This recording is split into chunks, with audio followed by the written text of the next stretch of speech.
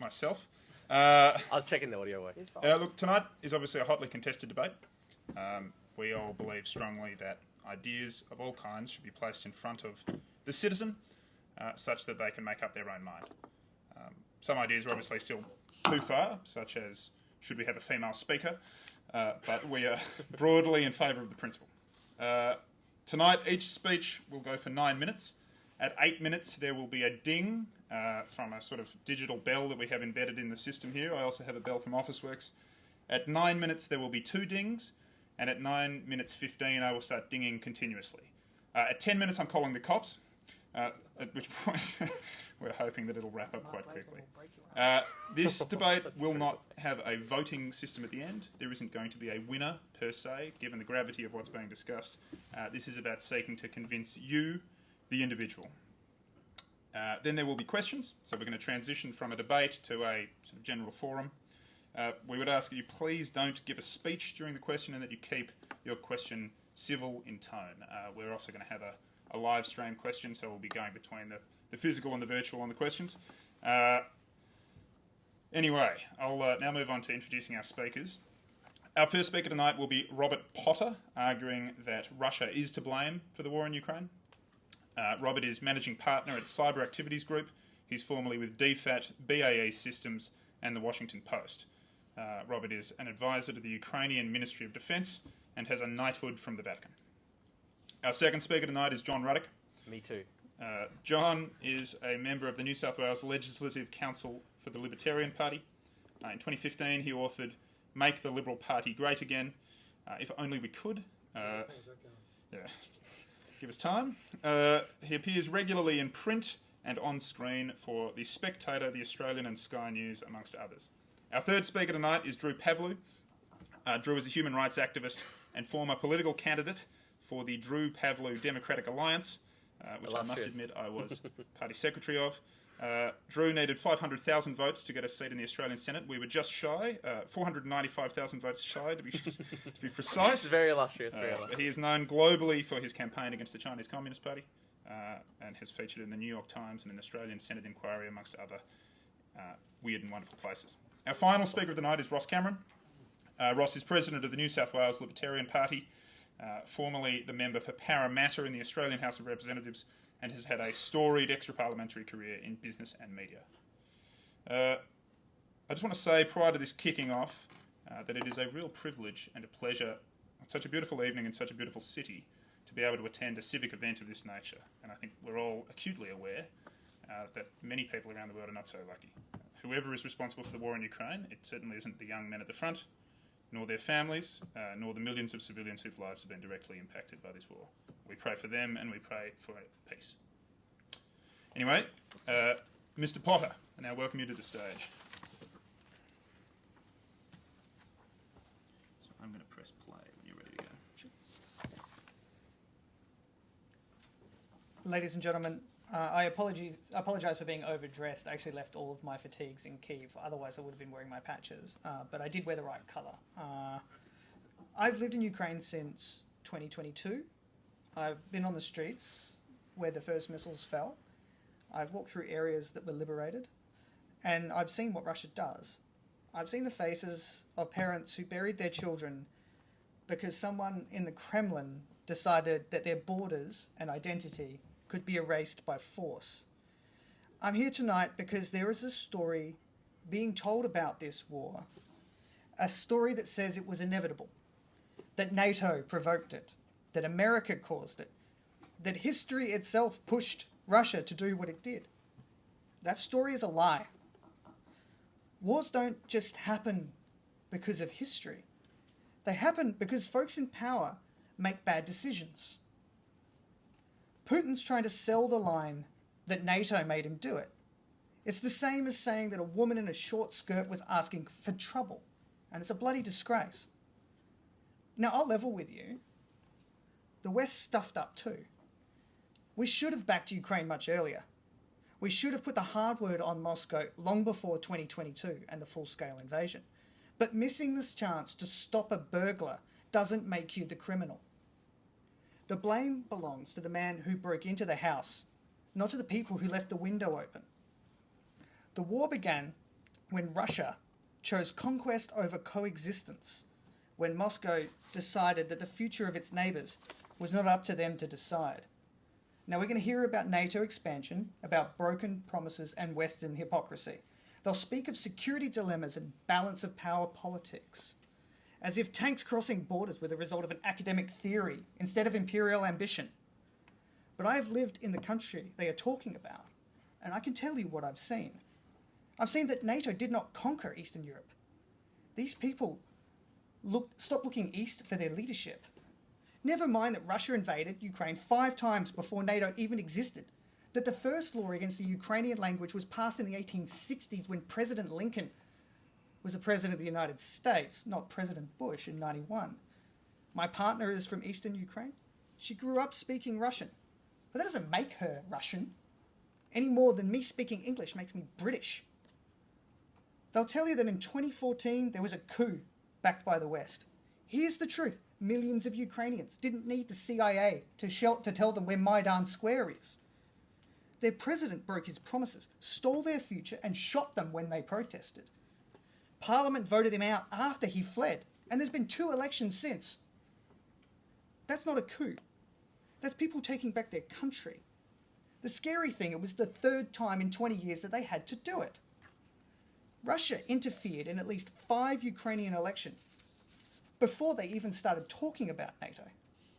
They were rigging votes in 2004 and poisoning the leader of the opposition who became the president. And they were hacking the election commission in 2014. Nations ran towards NATO because they remembered the last time Russia came knocking on their borders. Hungary 56, Czechoslovakia 68, Georgia 2008, Crimea 2014. They knew the pattern. When Moscow grows restless, its neighbours' borders vanish. They'll say it was NATO said that it wouldn't move east. Who broke the promise? Well, the first shot was fired by the Russians. They promised in 91 to respect the domestic politics of their neighbours. And they broke it almost immediately. Instead, in every country in Europe, and maybe some in Australia, you'll find people taking money from Russia. These guys, who say they have a right to sovereignty free from NATO, want a free hand when it comes to bribing politicians in Germany.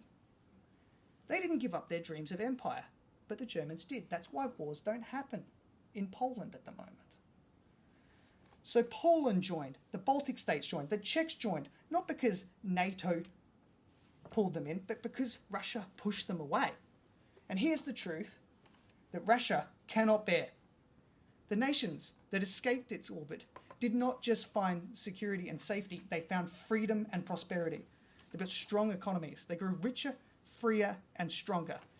Meanwhile, every country which has remained under Moscow's shadow has stayed poor, exploited, afraid. Ask anyone whether they'd rather live in Prague or Minsk. The answer is pretty obvious to anyone and everyone who isn't taking any money. Russia is too poor, too weak, and too out of ideas to remain an empire for much longer. That's not NATO aggression. That's just the gravity of better ideas. Democracy, the rule of law, and the chance to build a better life are what the West is offering. And Putin sees war and violence as a substitute for having a plan to fix any of this economic stagnation. He's trying to trade old Soviet tanks as a way of making up for the fact that no one's buying his bullshit anymore. Hypocrisy doesn't launch missiles. NATO doesn't launch missiles into Moscow. One crime doesn't give license to another. Just because America stuffed up in Iraq and Afghanistan doesn't mean that Russia gets a free kick to erase a European country with North Korean soldiers standing beside them. Security dilemmas, they explain fear. They do not explain double tap missiles hitting apartment blocks with the second missile hitting the ambulances. These are not accidents of history. They are the choices made by men in power. And if Ukraine gave everything Russia wants to Putin, everyone knows that on day 2, Moldova's next. Ukraine did not invade Russia. NATO did not invade Russia. Russia invaded Ukraine. And it did so not because it fears NATO's weapons, but its neighbours choosing a future beyond Moscow's cronies. Minsk is one heart attack away from a revolution. Georgia's already in one. And you're not going to solve the gravity of an economic prosperity with tanks and using up the old Soviet ammunition supplies. Because when you look at the map of Europe today, you see Poland becoming wealthier than the United Kingdom. And people in Ukraine still have familial ties to Russia.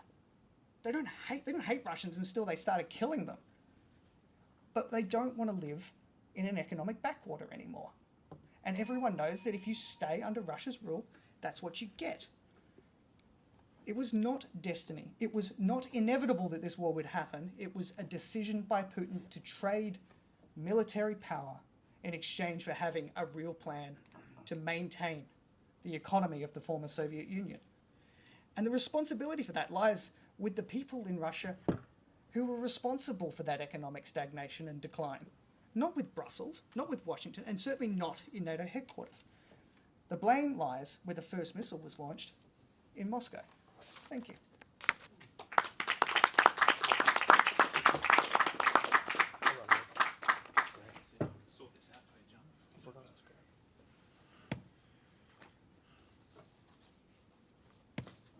I think I just press play there. Press it and then you go. Sorry, let's do it. Will, do you hear something? Do you think you could sorry about this, John? Just reset it.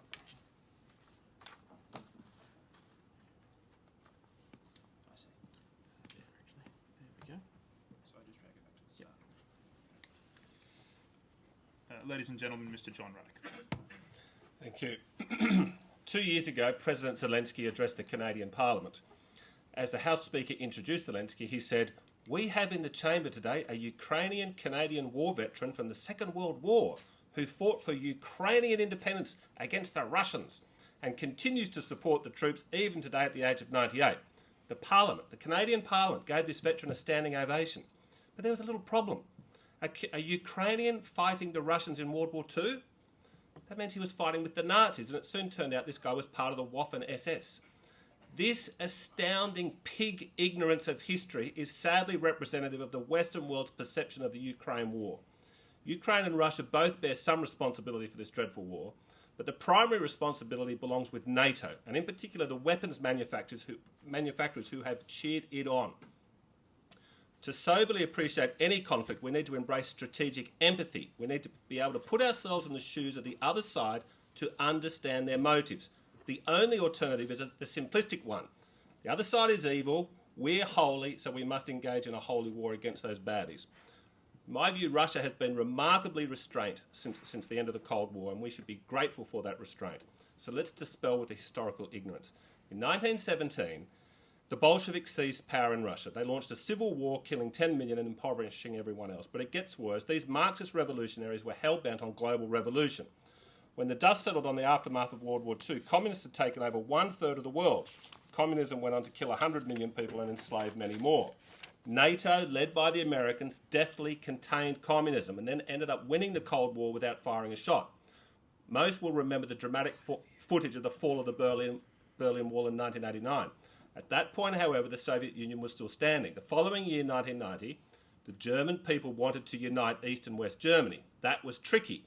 The Soviets had more troops in East Germany than any of their other satellites, but the German people very much wanted reunification. There were dozens of meetings between President Bush, President Gorbachev, and many of their senior officials about the German question. It was agreed that, yes, Germany could reunite and it could also be part of NATO on the very strict proviso that NATO not move 1 inch east. Everyone agreed. The Russians, the Germans, the French, the English. The following year in 1991, Boris Yeltsin stood atop a tank in Moscow, defied the Politburo and brought down the Soviet Union. Fantastic. Free enterprise and democracy were introduced to Russia. Now, it was an extremely difficult transition from a Soviet economy to a free economy, but the trajectory would soon be up. At that point, NATO should have been disbanded. NATO had been created to stop Soviet expansion, and now the Soviets didn't exist, so why NATO? Well, of course, a big bureaucracy will always hunt for new ways to justify itself. By the mid-1990s, talk began around NATO expanding east towards Russia. This was unnecessary and provocative. In the past 200 years, Russia has been invaded from the west on 4 occasions. The Napoleonic Wars, the Crimean War, World War I and World War II. In World War II, 1 in 12 Russians were killed. So yeah, Russia is understandably a little paranoid when the world's most advanced military alliance starts debating whether to expand towards Russia. The foreign policy school that won the Cold War were the realists. George Kennan said in 1946, look, let's not confront the Soviets and risk World War III, let's contain them. And then the internal contradictions will collapse it. That's how the West won. The neocons weren't called the neocons at the time, but they were always about confrontation, like Vietnam. The neocons saw the fall of the Soviet Union as their unipolar moment. They openly talked about full spectrum dominance over the entire world. The realists didn't agree. Now, as this debate was hotting up in 1997, in the Washington Post, an article appeared which I'd like to quote a paragraph from. A 50-strong group of America's great and good, including a posse of former ambassadors, arms control negotiators and foreign affairs experts, issued an open letter to President Bill Clinton yesterday, setting out strong objections to the enlargement of NATO. They argued that incorporating Central European states with serious border and national minority problems would dilute NATO's core mission, strain decision-making processes and entangle the alliance in territorial disputes unrelated to the transatlantic security. Signatories to yesterday's open letter come from both ends of the political spectrum. This open letter was signed by some of the biggest names in the US foreign policy. All of these anti-communist hawks were publicly warning President Clinton to not expand NATO. In 1997, George Kennan described NATO expansion as, quote, the most fateful era of American foreign policy in the entire post-Cold War era, warning that it would inflame Russian nationalism, empower hardliners and inevitably precipitate conflict along Russia's borders. Jack Matlock was Russia's ambassador to Moscow during the Cold War. He said, if you exclude Russia from an expanding alliance, it will necessarily be perceived as being against them. A year later, Kennan told the New York Times, NATO expansion is the beginning of a new Cold War. This is 1997. It's a tragic mistake. There's no reason for this whatsoever. Our differences during the Cold War were with the Soviet communist regime. And now we are turning our backs on the people who mounted the greatest bloodless coup in history to remove that regime. Of course there's going to be a bad reaction from Russia. And then the NATO expanders will say, oh, well, of course, we always told you that's how the Russians are. So if there were so many smart guys against NATO expansion, why did NATO expand? Bruce Jackson did it. No one in this room's heard of Bruce Jackson. Let me tell you about Bruce Jackson. He was the president of a little lobbying organisation called US Committee on NATO Expansion. It was launched in 1996. That was Bruce's after-hour jobs. What was Bruce's real job? Oh, he was just the vice president of strategy and planning at Lockheed Martin, the largest defence contractor in the world. Little known Bruce Jackson wrote the NATO expansion policy, and he convinced Clinton and the Republicans to back the NATO expansion.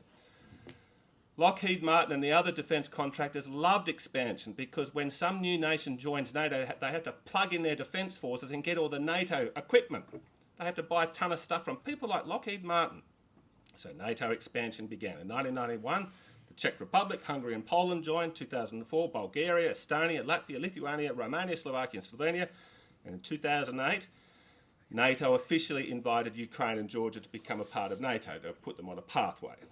Now, just before that 2008 decision, the US ambassador in Moscow and future CIA director William Burns wrote to DC and he said, no Russian leader could stand idly by in the face of NATO steps or membership of Ukraine. It would be a hostile act towards Russia. Russia had to view continued eastward expansion of NATO, particularly to Ukraine and Georgia, as a potential military threat. So the Russians were confused and alarmed. All the Russians were against expansion, even Gorbachev, who the West loved. On 3 occasions, Yeltsin and Putin had publicly said, hey, look, well, why don't we join NATO? That was a good idea. If NATO has to exist, let's get Russia in the tent so at least we don't have to have a war. But no. NATO needs an enemy. The day after 9/11, Putin phoned Bush and he said, look, you've got a blank cheque to use Russian airspace to knock over the Taliban in Afghanistan. Then, of course, at the same time this is happening, NATO expansion, there's all these colour revolutions going on, all in Russia's border, all these CIA operations that look like it was a spontaneous uprising, but in fact it was the CIA trying to knock over Kyrgyzstan, Belarus, Ukraine, Georgia. Now, after 2014, which I think Ross is going to talk more about, one of the very first things the Ukrainian government did was, they said they're going to ban speaking Russian in all of Ukraine. The Russian Ukrainians left. So anyway, look, Russia's part of Europe. Russia's a Christian country. Russia wants to be our friend. And what NATO has done, besides risking World War III, it's made Russia and China best friends. That's not good for anyone.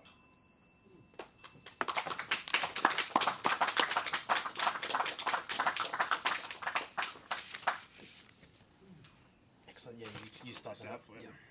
Cool.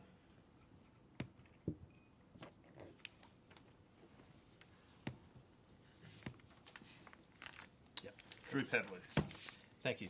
I will start just quickly with some of the common talking points. For example, the Ukrainian Nazi stuff. Zelensky's family fought for the Soviet Union. In fact, the vast majority of Ukrainians fought for the Soviet Union in World War II. Why does NATO exist? I mean, the Poles do not want to be under Russian domination. Ruddick talks about, for example, how many times has Russia been invaded from the West? I mean, how many times has Russia invaded Eastern Europe from the East? I mean, it's countless times over the past couple hundred years, and the people of Eastern Europe do not want to live as satellite states. Unfortunately, much of Eastern Europe endured being Russian vassal states, satellite states, throughout much of the Cold War. The Poles had to have a revolution to overthrow the Russians, and this is fundamentally why Eastern Europe was banging down the door to try join NATO, because they did not want to ever come back under Russian domination. And since they joined NATO, Russia has not even so much as fired a shot in the direction of a NATO country. So every country that has joined NATO was actually protected from Russia. We talk about, for example, Russia had this great democratic revolution. In fact, there was actually no real power transition inside Russia. Putin was a KGB hardliner. He was literally the head of the KGB before Yeltsin installed him in the presidential palace. There's basically no political transition inside Russia. There's no transfer of power whatsoever. The color revolutions that he talks about as being CIA plots, these are just peoples across Eastern Europe wanting to run their own governments rather than actually being controlled by Russia. So multiple Ukrainian leaders have basically been bribed by Russia. Some were poisoned after independence. Poroshenko, I think, was poisoned quite brutally. Yeah, and Yanukovych, the man who fled to Russia during the Euromaidan revolution. There was supposed to be peace negotiations between the protesters and Yanukovych, and they were going to hold new elections. Then Yanukovych decided that he was going to flee to Russia. And this was a constitutionally unprecedented situation in Ukrainian history, where the serving president of the country has actually fled to a neighboring hostile country. Yanukovych, when they overthrew him, the protesters went to his country estate, and they found that he literally had gold-plated toilets. So the corruption within the pro-Russian oligopoly, the pro-Russian business elite in Ukraine was just shocking to behold. Now, I want to focus mainly on the statement that John Ruddick made, where he said Russia's actually been remarkably restrained since the end of the Cold War. So, I went to Ukraine in March. I went with Rob, actually. We went to Kherson, and we went to Dobropilya in the Donbass. So in Kherson, I walked through an area that has been called the Red Zone. Essentially, what happened was the Russian Telegram bloggers declared the entire downtown area of Kherson to be a free fire zone. They basically said that any Ukrainian in that zone, whether they be old babushka grandmas, anybody really, would be considered a military target. Any vehicle traffic in that zone would be considered military targets. 2 days before we went to Kherson, the Russians dropped a grenade from a drone on a bus filled with civilians. A bunch of old grandmas had their limbs, their arms and legs blown off, ripped off, and they bled out to death. We talk about, it's very easy to talk about war in very abstract and theoretical terms. The reality is, when they're dropping these grenades on people with the drones in Kherson, people's arms and legs are being ripped off. I walked through the downtown area. It was basically like something out of I Am Legend. There was essentially no human habitation. As you got closer to the river, it was basically a death zone. You would see maybe a stray cat here or there. Every single shop was boarded up. Essentially, the Russians took control of Kherson at the start of the war, and when the Ukrainians took back Kherson, they basically decided to make the city uninhabitable for human life. And so that was the strategy behind what they call the human safari. If you can literally go onto multiple Russian Telegram channels right now. Anyone with Telegram can go look at this. It's in Russian, but you can just read the translation. They call the Ukrainians hohols. That's their ethnic slur for Ukrainians. And they gloat. They gleefully gloat about the human safari, they call it, where they basically just hunt people through the streets with the drones and drop grenades on them. And when we were there, the local inhabitants estimated that about 10 to 15 people were being killed a day by the human safari. Now, we talk about Russia's great restraint. Now, the human safari is a real thing. You can literally go and watch it on Russian Telegram right now. They call it the human safari. They laugh about it. They say, look, we're killing the ho-holes. This woman, the audience is kind of quizzically looking at me. I mean, I literally was there. I was there 6 months ago. I was literally there. I talked to people on the ground. There's 10 to 15 people being killed in Kherson every single day by the Russian human safari, which you can watch on Telegram. We then went to Dobropilia in the Donbass. The Dobropilia is a very poor town. It's essentially a post-industrial mining town. It's very poor by Australian standards. Basically, all the housing stock is Soviet. And we walked to a Khrushchevka. These are basically apartment blocks that were made in the 60s. And they're crumbling down. Yet in these towers, you've got entire multi-generational families basically crammed inside them, inside the Khrushchevkas. We were there one day after Russia hit one of these Khrushchevkas with a ballistic missile, an Iskander ballistic missile. They then waited for first responders to come, and they used a double tap strike. So they waited for the ambulances and the firefighters to come, and then they did a double tap. And you could literally walk for 500 meters in a square direction all around. You could see the shrapnel indentations on every single wall in the surrounding vicinity. Shrapnel indentations about the size of, grapefruits basically. Essentially, they then drop cluster munitions on the first responders, and anybody nearby is just completely eviscerated. You can't survive that. There's superheated chunks of flying metal, flying at supersonic speeds. Anybody nearby, firefighters, ambulances, just eviscerated. So we talk about the restraint of Russia. We talk about, well, is NATO really responsible for this war? I was there in the Donbass. I was there in Kherson. I saw firsthand there is literally zero Russian restraint. They are just basically carrying out a campaign of terrorism against the Ukrainian people. The goal of the campaign, the goal of the attacks in Dobropilia, the goal of the attacks in Kherson, were basically to empty the cities of civilians. They want to basically make them uninhabitable. They want to make the Ukrainian population flee. Part of their long-term strategy in the war is to basically make Ukraine a failed state. That's why they target the energy infrastructure. That's why they try so hard to basically make Ukraine an uninhabitable country. And so I walked through that apartment block one day after it was hit. There was still acrid smoke in the air. There were little kids lined up nearby getting aid from, I think it was the UN, basically boarding up the windows with balsa wood. I walked through the apartment building because it was just open. And I literally walked through some of these apartments that were literally just eviscerated. Completely, nothing is left. Nothing is left at all. Just completely burned to a crisp. And there were dozens of people probably massacred in this attack on Dobropilia. In the few apartments on the top floors that weren't completely burnt to shreds, you could actually see some of the Orthodox Christian icons still hanging on the walls. And so, Ruddock says this is a great Christian country. They're slaughtering European Christians. They use Chechen Islamist rebels to slaughter Ukrainian Christians and ethnically cleanse European Christians in places like Mariupol. I can't see how any single conservative could ever see Russia as a civilizational ally. This is basically a very proud third worldist state.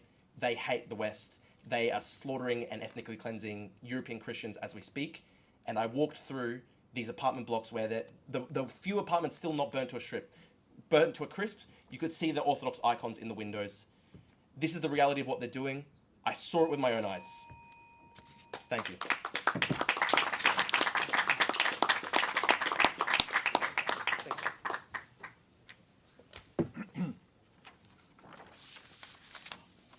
Thanks very much, ladies and gentlemen. Interesting characterisation. Russia is a third world... Not third worldist. Ideologically third worldist. I'm not calling it third world. Okay, well...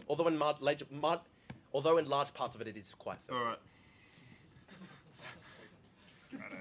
It's a pretty poor country. 30% don't have plumbing and sewage. I'm happy for you to go back and amend all the factual errors in your remarks, but Sure, Ross. I'm afraid the Parliament House security would be begging to go home. Sure. Russia is a third worldist country that hates the West. Okay, well, Russia gave us Tchaikovsky, a bloke named Leo Tolstoy. Tchaikovsky gave us the brothers Karamazov. Tchaikovsky and Mendeleev gave us the periodic table of elements. They invented Tolstoy so they can slaughter Ukrainians. One at a time, brother. One at a time. The periodic table of elements hates the West. Okay. Russia has won 5 Nobel Peace Prizes for physics. Russia is one of 3 states in the world with a genuine space program. In critical moments in US history, Russia has been on the side of the United States. And this sort of bitter grudge that the United Kingdom, MI6, carries towards Russia, like Gollum with his precious down in the cave, we hate Russia, we hate Russia. When George III went to the Tsar and said, "Oh, mate, we need your help to crush the rebellion in America,"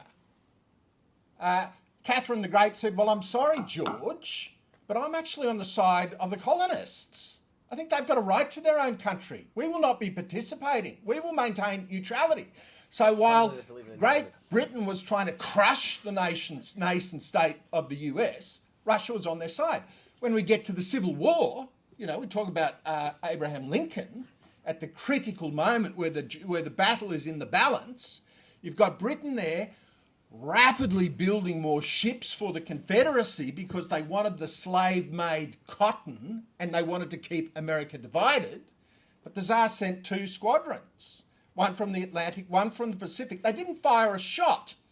Classic, classy Russian diplomacy. They just sailed around the joint, letting the Confederates know that if necessary, they had support. And, this allegation from Rob that Russia has made no efforts to solve the problems, I'm sorry. As John Ruddock mentioned, when the Berlin Wall came down, the rationale for NATO came down with it. The Warsaw Pact dissolved, but this bureaucracy, as persistent as a paspalum weed, nothing more powerful than a bureaucracy hooked up to the drip of automatic funds transfer. The US had 4 options. They could turn NATO into a little museum on the high street where military historians could drop in on their holidays and pore over old documents, which would have been the right thing to do. Secondly, they could have said, I don't know, well, look, we're going to leave NATO in place, but we're going to keep our promise not to expand it east. We're just going to leave it there. We're going to let the bureaucrats sort of trouser their grimy sort of tax payments. We're going to let the sort of arms contracts continue to be exchanged through the BMWs and the Audis swanning in and out of the car park in the Taj Mahal, I think one of the biggest buildings in Europe. But we're not going to go east. That would have worked. Could have worked. Plausible. Thirdly, as John Ruddock said, they could have said, all right, we're going to allow NATO to grow if necessary, but we're going to invite Russia to join. And by that means, we will completely defang the operation as far as destabilising the whole of Eastern Europe is concerned. But there was a 4th option. That was, let the beast grow. Let the dog off the chain. Let the Alsatian go hard, son. And so what the US did, not only did they say, we are going to leave the fangs on and turbocharge the Alsatian, they adopted a doctrine which the US Defence Department published in 2001 called full spectrum dominance. And that doctrine required the US to be able to operate with its partners anywhere in the world, on the land, in the ocean, in the air, in space, and in cyberspace, including full psychological dominance of the world. So the consequences of this decision were ineluctable, inevitable, predictable, obvious to, the dumbest kid in the remedial class, except for Drew Padlow. Oh, good on you, Ross. And, Rob says it's a lie that NATO caused this thing. Okay, mate. Well, General Patrick Moynihan, US Senator, we have no idea what we're getting into. William Perry, former US Secretary of Defence, we need to keep moving forward with Russia. NATO enlargement shoves us into reverse. Thomas Friedman, NATO expansion is the most ill-conceived project of the post-Cold War era. Oh, Thomas Friedman. William Burns, hostility to early NATO expansion is almost universally felt across the domestic spectrum here as a diplomat in Moscow. Robert Gates, former CIA director. Gates criticised NATO expansion, saying that it contributed to Russian perceptions of betrayal, fueling tensions. These guys, as John Ruddick said in 97, they spelt out what was obvious from this series of commitments. One, it would weaken American people's support for NATO. Two, it would distract NATO from its core mission. Three, it had an unknown cost, which we didn't know it could fund. Four, it would commit the US to security guarantees with countries of uneven democratic history, of internal domestic strife and of border disputes. And five, they said it will force us back into the Cold War that we've just given 2 generations of blood and treasure to end. And that's exactly what it's done. And if we want to talk about, you say, oh, the president of Ukraine fled. Okay, the foreign minister of Estonia was a member of the working group to establish what happened at Maidan Square. And this bastard, in a leaked phone call, says, this is what he says. The snipers in Maidan Square who were killing police and civilians were from our people. From our people. So he was on the working group. Now, I don't know what BAE Systems has to say about it. I mean, they did get busted in a £600 million bribe scandal, buying the biggest, export of jets and missiles to Saudi Arabia, which the British Office of Major Fraud was investigating until Tony Blair said, mate, let's drop this investigation. It's not good for our national security arrangement. But BAE Systems is entitled to their opinion Rob was like in middle school as the next guy. But I just say to you, all of the colour revolutions, right? That's like an IKEA module. You just buy it straight off the shelf. Okay, you get the Pentagon, you get the CIA, you get the State Department, you get George fucking Soros, you get USAID splashing a few billion here and there. You get, who is the single biggest donor to the Clinton Foundation? There's 182 sovereign states in the UN. The single biggest donor, it's not Bahrain, it's not Saudi Arabia, it's Ukraine. The symbol of this racket is Hunter Biden and 50 US intelligence officers who said his laptop is Russian disinformation. Hunter Biden. Good on you, Rob. That was a long 8 minutes. Very entertaining, I have to say, very entertaining. Well, Insane but entertaining. thank you all. That's given us a lot to think about. Next year. The question of who is more responsible for the war in Ukraine, the Kremlin or the White House. Some may still be on the fence, but I'm sure both the Kremlin and the White House were watching our debate very carefully. We will now move on to some questions from the audience. We've got an online sort of situation going on as well. There's a bloke on Twitter by the name of Chris Discoveries. It's like Discoveries, but his name's Chris. It's quite clever wordplay. He'll be taking questions as well, and we're going to get them passed on, and then we can also just pass around a microphone to anybody who's here and has a question they'd like to ask a member of the panel. So, brilliant. John, thank you very much for that. Beautiful. I was wondering from the libertarian side if you could shed some light on that famous leaked phone call of Victoria Nuland talking to. I'm going to let Victoria Nuland answer your question because this is the example of US NATO respect for Ukraine sovereignty. It's instructive.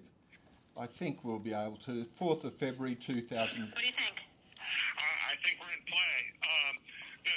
The Klitschko piece is obviously the complicated electron here, especially the announcement of him as Deputy Prime Minister. And you've seen some of my notes on the troubles in the marriage right now, so we're trying to get a read really fast on where he is on this stuff. But I think your argument to him, which you'll need to make, I think that's the next phone call we want to set up, is exactly the one you made to Yachts. And I'm glad you sort of put him on the spot on where he fits in this scenario. And I'm very glad he said what he said in response. Good. So, I don't think Cleach should go into the government. I don't think it's necessary. I don't think it's a good idea. Okay, hit pause. Okay, this is United States respect for Ukrainian sovereignty. Okay, this is the Under-Secretary of State talking to the US ambassador in Ukraine at the end of January in 2014, right before, in the middle of the moment where the president is negotiating a deal with Europe for early elections, a government of national unity, maintain neutrality, and here we have Victoria Nuland choosing the cabinet of Ukraine right before the snipers went into action. I think we might have a 30-second camp on. What we might do is we might keep people seated. We'll bring the roving mic back up to the table, and then at 30 seconds we might cut it off. I might respond to that, noting that it's pretty common for the embassy in a country to have a view on governments during transition. But I will point out that there was an election pretty soon afterwards, and Petro Poroshenko won it. The Party of the Regions lost it. The people, like after the dismissal of Gough Whitlam, had a chance to render their verdict on Maidan and decisively made the decision never to trust Russia again, because they had sent him packing twice in the last 10 years. Noting that Volodymyr Zelensky then defeated Poroshenko, representing Eastern Ukraine, as the peace candidate who was then invaded. Just fallen victim to the new 30-second rule. Can I say one brief thing as well? I just want to say, it doesn't necessarily follow from Victoria Nuland and the US Embassy having a conversation about Ukrainian politics that, wow, Ukrainian grandmas in the year 2025 should have grenades dropped on them in Kherson by Russia. Does it make sense to anyone? How that follows logically? All right, another question. Let's, do I have to use the mic? Yeah. Otherwise they won't hear it online. Just a question for the panel. I would like to know how do you think about the conflict in Gaza, and how do you think it's shaped your geopolitical worldview in relation to the conflict in Ukraine? John, why don't you answer that one? Well, look, I don't think they're connected. We really just want to stick with Ukraine. It hasn't changed. My view on Gaza has changed, but my view on Ukraine has been unchanged for a long time. I don't see them as being connected. A view from the other side?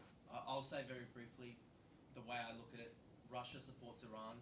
They're very close, and Iran supports Hamas. And the second October 7 happened, Russia was promoting a lot of propaganda narratives and cheering on the massacre. So there is a broad sort of third worldist front against the West, and it's sort of Russia, China, Iran, and North Korea, and that's how I see things.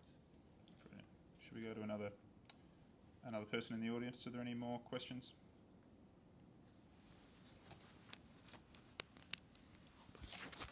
Thank you. Just so I understand your position, Drew, what I gathered from your speech is that you believe the motivations of Russia are driven out of like this imperialistic desire to conquer its neighbours. Yes. So understanding that context, you believe NATO is to keep Russia in check, and that's its purpose and existence. So in acknowledging that, why is Turkey part of Russia? Part of NATO, sorry. Why is Turkey part of NATO. Yeah. Well, Turkey is part of NATO. It obviously joined NATO during the Cold War to basically try, because they felt threatened by the Soviet Union. If you look at Turkey's relationship with Russia today, they basically play a both sides type of game. Obviously, Turkey is inside NATO, but at the same time, Turkey hosts a lot of trade with Russia. They talk with Russia very closely. Erdogan plays a very sophisticated diplomatic game. I want to know though, like, your question, I guess you're trying to poke a hole at my idea that NATO is there to check Russia.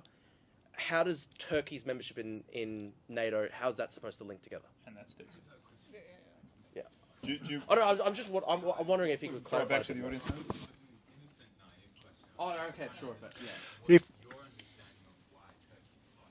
Oh yeah, sure. I mean, they joined in the Cold War as part of, they felt threatened by the Soviet Union. Perhaps we open to the other side. Ross, do you have any thoughts to add on that? Oh, look, I'm just going to say in relation to Turkey, there is this obvious, inconsistency in, Turkey, which has been guilty of extraordinary oppression against the Kurds, against its own minorities, and Turkey, which has sponsored violence and jihadism, for example, in Syria and elsewhere, but it can qualify. I just say that Recep Erdogan does get credit for, after the invasion took place in 2022, we should admit and acknowledge that in December 2021, Russia put on the table two comprehensive draft security agreements, one of Russia-US, one of Russia-NATO members, specifically with the objective of avoiding a military confrontation. And the only fundamental requirement of both was that Ukraine must maintain neutrality and not expand NATO. But the aggressive, belligerent NATO Alsatians said, no, we must be free to expand no matter what. We're going to have to wrap it up there, I'm afraid. Okay, I just want to say, but Turkey did then broker a deal which was almost, according to the Ukraine negotiators, they were almost ready to sign. And you're going to have to look it up on YouTube or Wikipedia, I'm afraid, because that's the end of that. So let's get some more questions. We might throw this out to the to this Chris Scovery's X stream. Does somebody have that handy? I actually don't have that, or I've got also. It's also my YouTube stream. There are some comments, I think, as well. I think that was largely abuse, Drew. I think that, yes, no, I don't think there's a great deal on that. If Chris has them, then do you have that? Brilliant. Thank you very much. Pick anything you like. Yeah, wonderful. Thank you very much. Swipe through. Right. Okay. Let's have a think here. Skip the Joe Davis. Some of this, yeah, I think I might do that actually.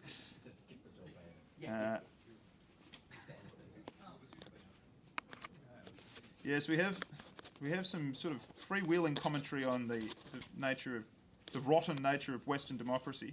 I'm not sure there's actually a question in here. Well, I'd like to ask, while we're getting a question, yeah, we can have. I would like to ask our two friends here. Your whole thesis is built around the idea that the Russians are inherently expansionist. They just can't help themselves. So if that's true, well, they're the largest country on earth for a reason. Why did both Yeltsin and Putin on 3 occasions publicly say, "Hey, can we join NATO to end the tension?" Why, if they're expansionists, why on earth would they want to become a member of NATO? Don't you think that blows up your entire foundation? No, because if you're inside NATO, you can wreck the place. Yeah, like that's a strictly dominant strategy. If you're Russian, you get inside, you make a mess of it, just like they do at the United Nations. This is just blind. This is crazy stuff. No. They wanted to join NATO to wreck. Are you asking a question? Can I answer? All right, good question. Should China be able to join NATO, and then they have access to all our military plans, and they have access to all America's, military equipment, backdoors into all this military equipment? I mean, you wouldn't want China to join NATO, I assume. Well, I don't want NATO to exist, but yeah, I wouldn't want China to join NATO. Well, I also point out that NATO is actually not a party to the conflict, and President Zelensky wasn't applying to join, right? He was the peace candidate, right? He defeated the Maidan president in an election based entirely on anti-corruption and neutrality, and he got invaded for it. No, I'm not. I believe that's that is the case. Have you seen the footage of him fighting with the frontline troops in the Donbass prior to the invasion in 2022? He literally campaigned as the peace candidate. He said he wanted peace. Whose very first act was to make it a crime to speak Russian. It's not a crime to speak Russian. He speaks Russian himself. I speak Russian in Ukraine. Population are Russian Orthodox, and he knew. All right, and he said we're going to boot Russia out of Crimea. So Anna, Rob's partner Anna, speaks. Yes. A Ukrainian. A Ukrainian, a Russian-speaking Ukrainian, and I can still speak freely in my own country in the language I choose, whether it's Ukrainian, Russian, or English. Zelensky campaigned in Russian. Zelensky, he shouldn't say he's going to ban the language. He's going to ban it from the government. Said that. You just said that he was going to ban the language. Well, he meant to say from the government. It was going to be like it wasn't going to be bilingual anymore. It was going to be in. Now, is that true? That is true, but I don't see it as a problem. John, I might jump in. Do you think that to Ukrainians who speak Ukrainian and Russian Ukrainians? Do you think that moving from official bilingualism to monolingualism justifies an invasion? Yeah. Well, it doesn't. But if 14,000 Russian-speaking Ukrainians between 2014 and 2022, 14,000 died from Ukrainians, overwhelmingly led by the Azov Nazi insignia brigade. And once Zelensky had isolated the Russian speakers as second-class citizens, he could then just lean back and let the Azov battalion do your worst. 14,000 dead, and 3,000 of them children. I'm sorry, that's very easy. Civilians, Hold and on, you had 1.5 million. Why was there 1.5 million That's refugees? very easy to Why observe. wasn't that Russia from invaded, both you sides. muppet? Never been to Ukraine. Ross, I would stress that we're Very not seeking easy to make cross-examine a members of the audience. Oh, to be fair, let me jump in. I will ask Rob on that note. How do you justify the existence and the funding of the Azov Brigade in eastern Ukraine? They are known to have links to sort of Nazi ideology. Azov. In what way? Crikey! In what way does that affect your view of the conflict? I'll say this: that if they're Nazis, they're fighting for a Jewish president, and until quite recently, a Muslim defense minister. So they're probably the worst Nazis in the world, right? They're football hooligans who volunteered to fight. They were the first volunteers. So do the Russians. Their grandfathers were Waffen SS. There were more Russians in the Waffen SS than Ukrainians. The deputy to Wagner, Utkin, who was killed in the... What do you think Wagner Group means? Do you think there's nothing German in that? Yeah, so the deputy of the Wagner Group, Utkin, who was killed in the bomb attack on that plane with Prigozhin, he had SS tattoos on his collarbones, and he was the head of the Wagner. He was the head of the Wagner military campaign for Russia in Bakhmut. Look, MSNBC, New York Post, The Guardian, everyone is sort of saying, what do we do about Ukraine's Nazi problem? And the big fear is that it will be used by the sort of Russian sympathisers or Russian propaganda. But everyone is saying, look, yeah, we admit from the very foundation of the joint, its key Banderist leaders have all had very, very close associations with the Nazis. We don't say every Ukrainian is a Nazi sympathiser, but every rational voice admits that Ukraine has a Nazi problem, a big Nazi problem.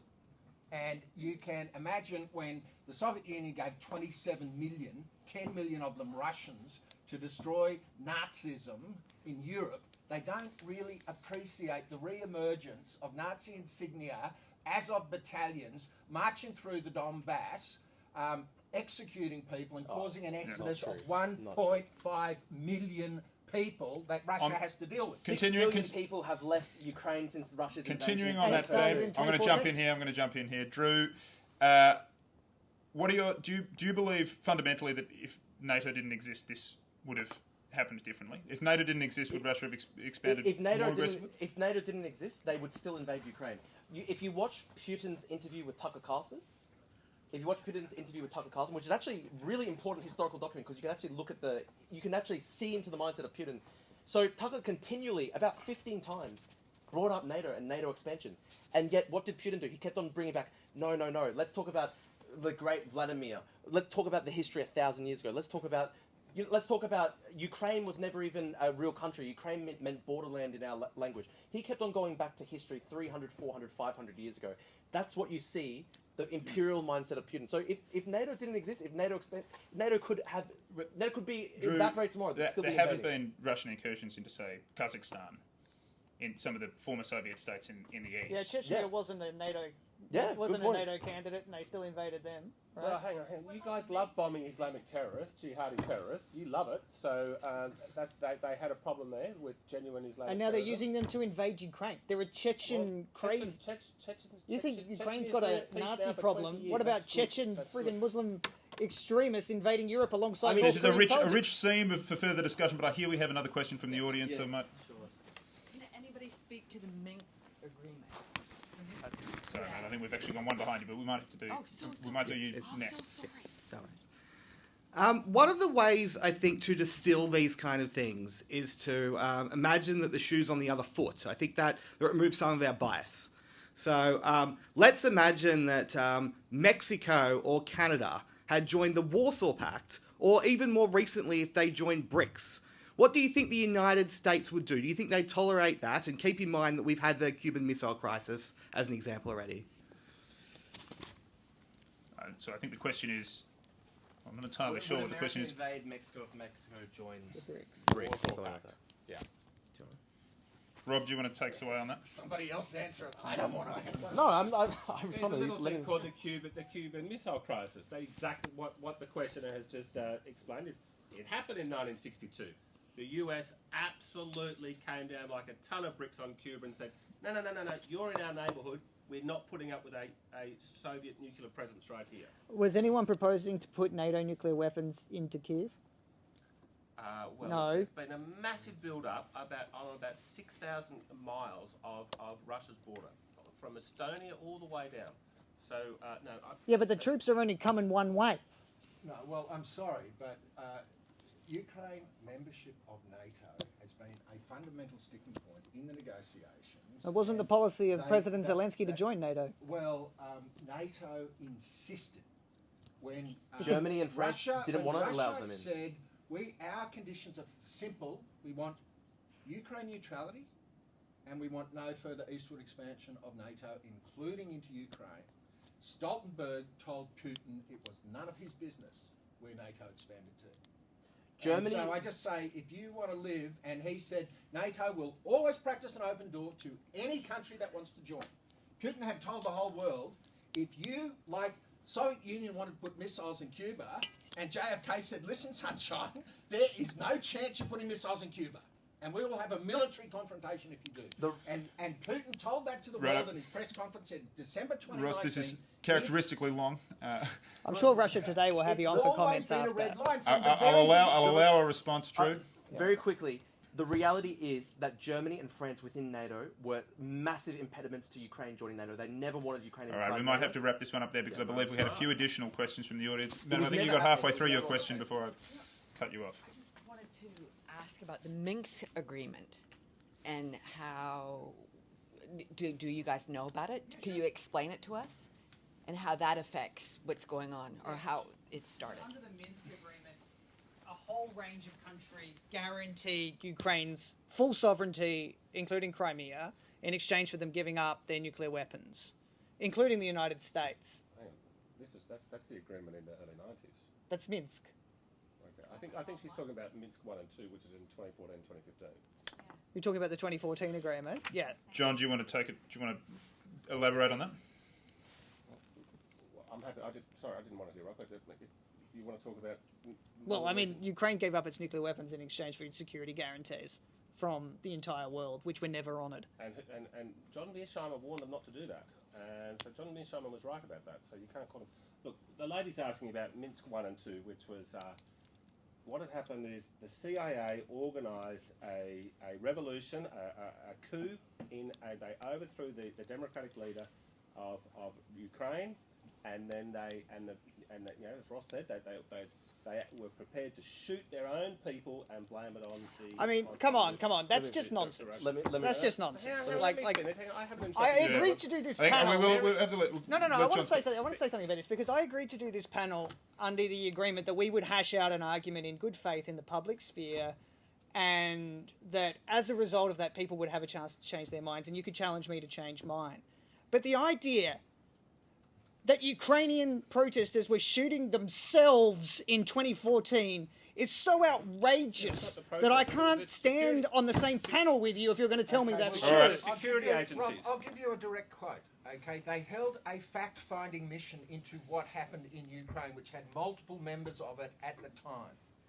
There is a leaked phone conversation which you can find on YouTube. It has never been denied by either side. The Foreign Minister of Estonia was a member of the fact-finding mission. In a private conversation with EU's Chief of Foreign Affairs, he said the snipers in Maidan Square who were killing policemen and civilians were from our people. They were Ukrainian And you're getting upset SBU officers. because the truth hurts. No, that's bullshit. Ukrainian pro-Russian.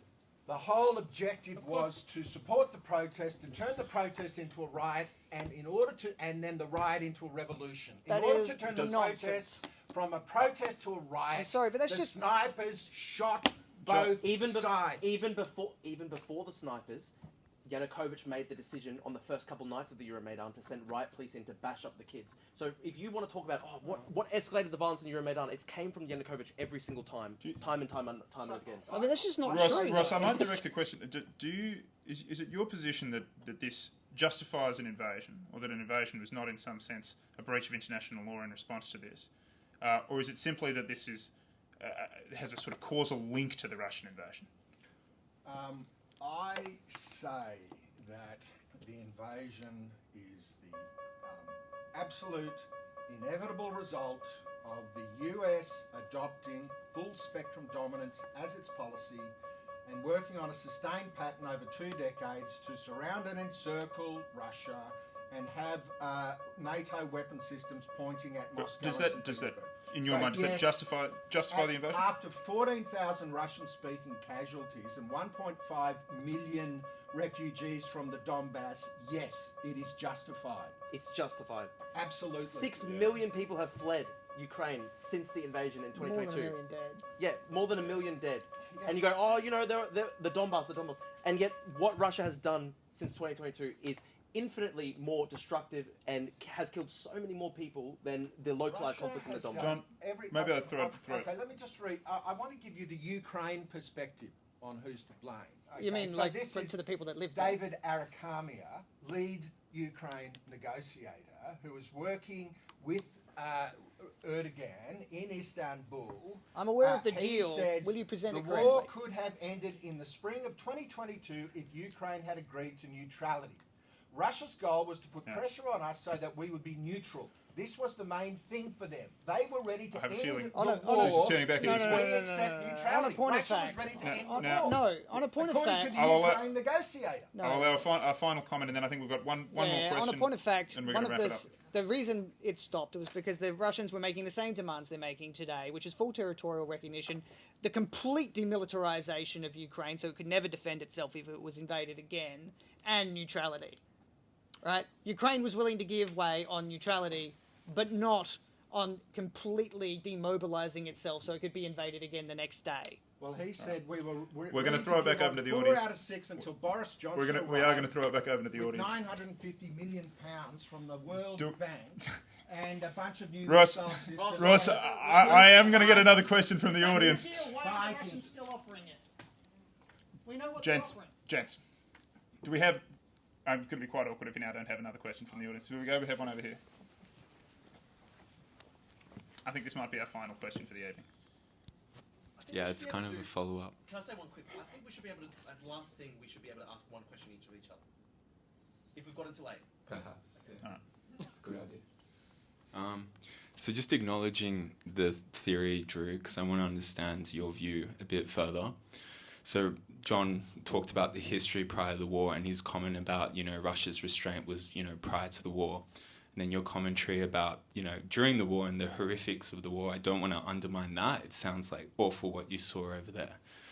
But 3 days before the war started, Zelensky went to the Munich Security Conference and he referenced actually the Budapest Memorandum, which was like an agreement in 1994. Ukraine would never resume nuclear operations just due to the fact it's on the border of Russia.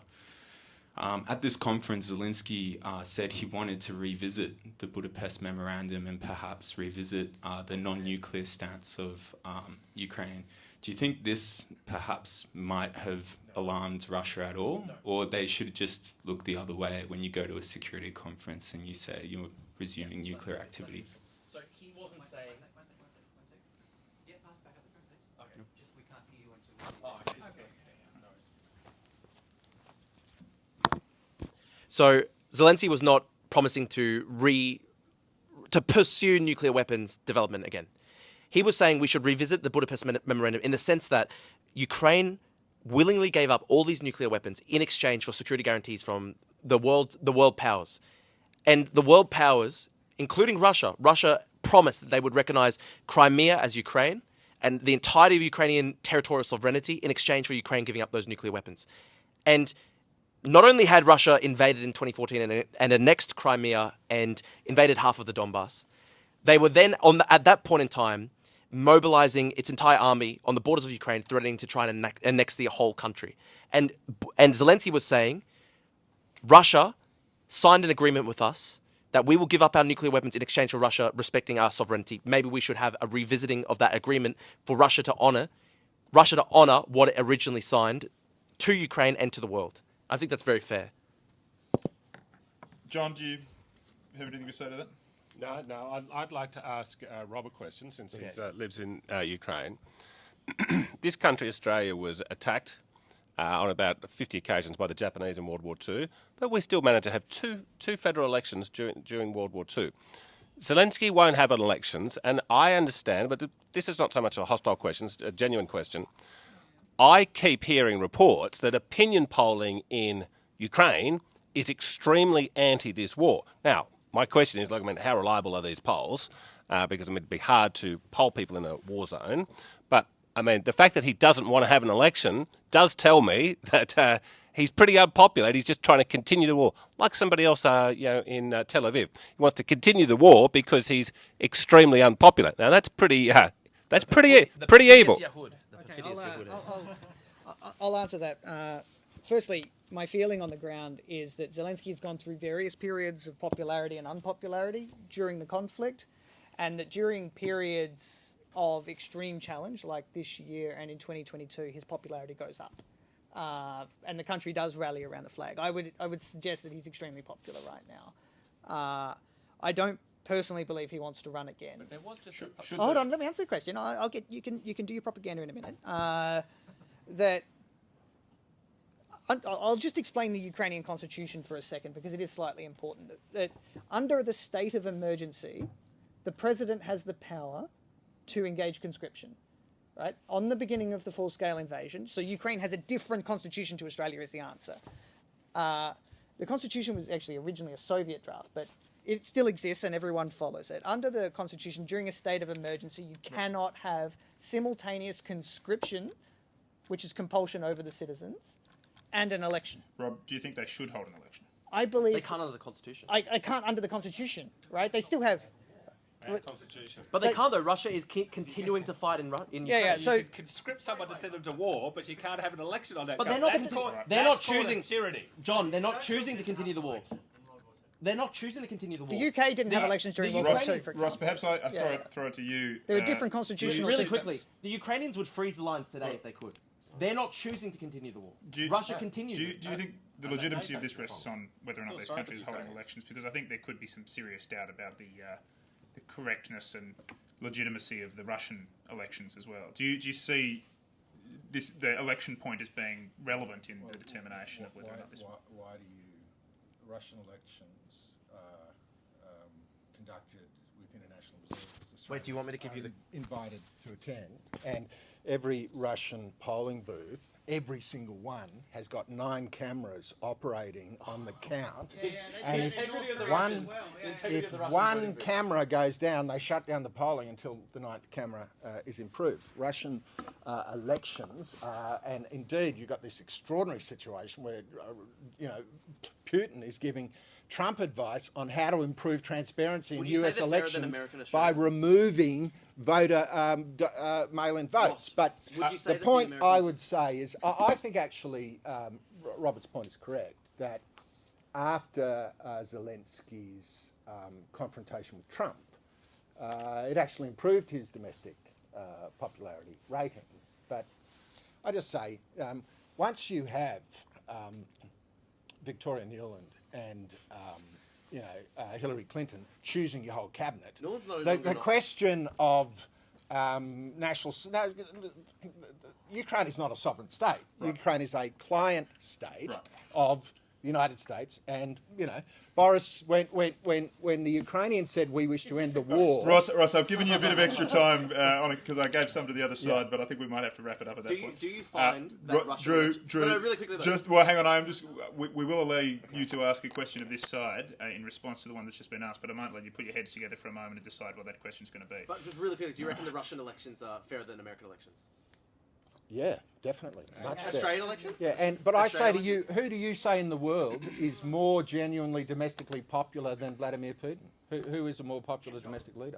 Yeah, Kim Jong-un. And I say he's democratically elected. I've got a question I've got a question. I know my question. I'll allow the question back. Okay, well, I've got 2 questions, one for each. And Drew, I say to you, if I don't want to be rude. Oh, thank you, Ross. That's great. That is a great relief, actually. But I'm going to say to you, I find there's lots and lots of people like Boris Johnson who say, we want this war to keep going. I don't want it to keep going. So long as it's not our blood being spilled, so long as the Slavs killing each other, And so I just say to you, you're saying that Ukraine should not accept a Russian deal, therefore the war must go on. So I say to you, I respect Oscar Jenkins for the fact that he at least said, okay, if I believe in this war, I'll sign up for it. And I see Rob likes to wear the helmet, right? But you're happy for somebody else to take the risk. Ross, so I say, what would it take for you to sign up? Or do you just want to, from the background, keep killing each other? Okay. Firstly, Ross, I've demonstrated much more physical bravery than you because all right. I've literally I'm not too sure about the tenor of this debate. I don't think. Very quickly, I literally did go to the Donbass. I literally was 10 kilometers back from the front line. With Oscar Jenkins' unit. Did you shoot a gun? I did shoot a gun, but at a gun range. Secondly, nobody wants him. So you haven't been to the front line. No. I might actually question the relevance of this. The position of the war, whether it's justified or not, doesn't actually depend on whether or not the panelists have literally fought. So in Kherson, the Russians were 800 meters away from me across the river. My second question. We might wrap it up. I'm answering the second part. We might wrap that up at this point. Let me answer the second part. Can I ask perhaps, and I'd ask you to answer this as quickly as possible. Yeah. We'll run through one by one. What is the best case scenario from here on in? Is it on this side? Does it mean Moscow taking Kiev? And on this side, I would ask, does it mean a freezing of lines? Or does it mean pushing the Russians back out of Crimea? So Ross, why don't we start with you? Just 5 seconds or fewer. If you can manage, what's the best case scenario from here on? Well, you're not going to push Crimea out because 96% of the population in the Crimea status referendum said they wanted to be part of Russia. But what is the best case? The best case is Ukraine agrees to neutrality. NATO agrees to no further eastern expansion. The disputed territories are resolved by democratic means. With Russian soldiers in the hang on a minute. We'll just let him have his final.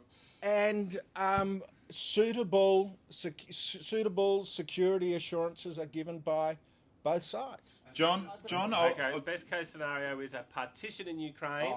The Russian speakers in the east should either have their own country or they can join Russia if they want to, and then we can shut down NATO, and then we can have a democratic uprising in Ukraine, and we can all be peaceful. Hang on. Massively mentally. So, no, Drew. Anna in the front row is a Russian speaker from the east, and she doesn't want that to happen. Now, let me quickly say, there's been referendums. So all right. Referendum. Drew, I'm going to have to ask you to answer this question. When there was a real referendum in 1991. Every single region in Ukraine voted for independence, even Crimea. That's what happens when you have a vote without Russian soldiers in the literal ballot box. Now, I'm responding to Ross here. Ross said, you love the war, you want it to keep going. I would freeze the lines right now. Unfortunately, I accept the reality. It's very unjust, but I accept the reality that there is no ability right now to ever conquer Crimea. It's a sad reality. It's a very unjust thing because Russia conquered territory by force, and it's wrong what they did. Unfortunately, the realpolitik on the ground is they can't reconquer Crimea. I would freeze the lines right now. All right. Let me respond. Did anyone die in this great? Yeah, they actually did. Yes. Right. Yeah, they actually abducted a Crimean. Now, hang on. We're getting a bit carried away. That's how much resistance there was. 6. Rob, no, they actually. Drew, I'd ask you to wrap this up. Wrap it up. They abducted a Crimean Tatar off the streets who protested and gouged out his eyes. I would say freeze the lines right now. I don't want the war to continue. The problem is that Russia won't stop until they actually try and annex Kiev. That's and Rob, the final word. What is the best case scenario from here on out? Well, the best case scenario is Crimea returns to Ukraine. Right. That is, but whether I think that is a likely scenario is a different question. But the problem we're talking about, and you give an interesting foreign policy prescription to a country that I hope you would never accept as a federal member of the Australian Parliament if it was put on us. Yeah. Right? Well, just hand over Tasmania to China. Yeah, just give that to China. Some may argue that would be the proof. He might. Gentlemen, I think we are going to wrap it up. It's now arrived. Oh, last question. I do want to know, Rob. No, actually, I think you're going to have to do it in your own time on the way to the airport. I'm afraid. Last one. Ross, this is separate to Ukraine, but why do you like China so much?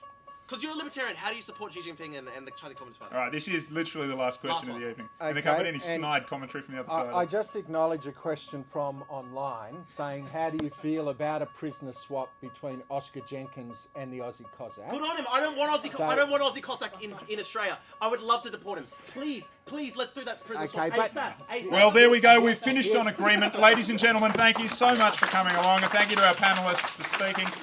A mammoth effort. The Russians A mammoth don't want effort. Aussie Cossack, unfortunately. We would all love it. I'm sure we we'll would all all be love watching it. this we would, space. We would swap Aussie Cossack for Aussie Jenkins All tomorrow, right. but the Russians All don't want right. it. Drew, the debate is over. The lights are about to turn off. Thank you, John. Thank you very much. Thanks, Ross. Very much, Nathan. Thank you. Ross, it was entertaining at least. It was entertaining. That was good fun. See you, mate. Thanks so much, mate. Thank you.